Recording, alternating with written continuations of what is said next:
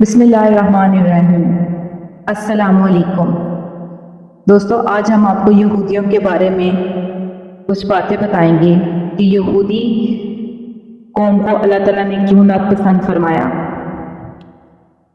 کیا آپ کو علم ہے کہ یہودی حضرت جبرائیل علیہ السلام کو اپنا دشمن اور حضرت میکائیل علیہ السلام کو اپنا دوست کیوں کہتے ہیں؟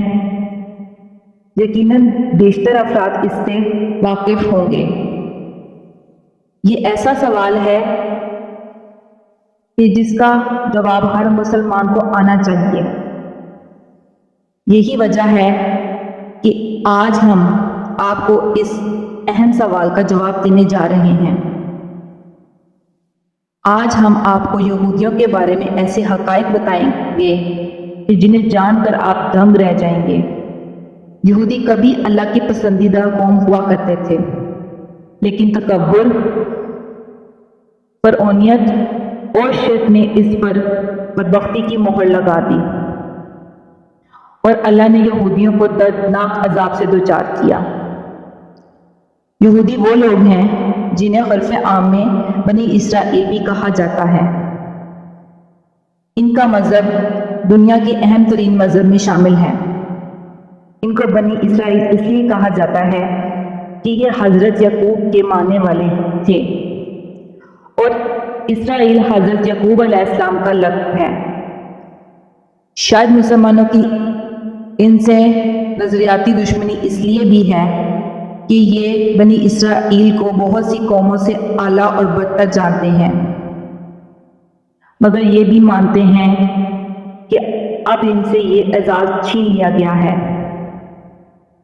ان کے مذہب کی اہم بات یہ ہے کہ کوئی بھی شخص بآسانی ان کے مذہب میں شامل نہیں ہو سکتا، بلکہ یہودی ہونے کے لیے آپ کو سخت شرائط کا سامنا کرنا پڑتا ہے۔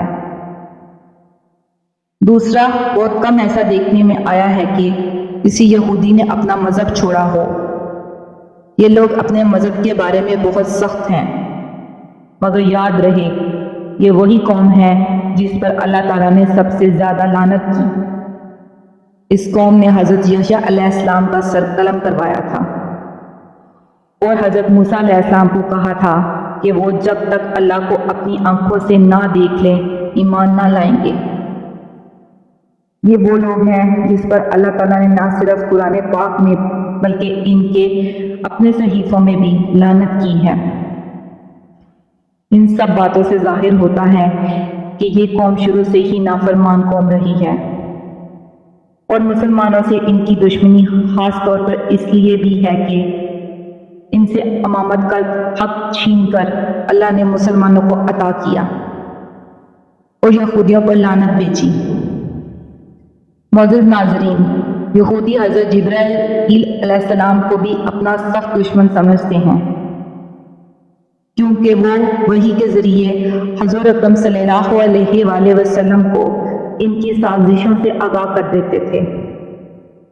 یہودیوں نے جب حضرت جبرائیل علیہ السلام کو اپنا دشمن کہا تو اس پر اللہ تعالیٰ نے سورۃ بقرہ میں ارشاد فرمایا کہ کہہ دو جو شخص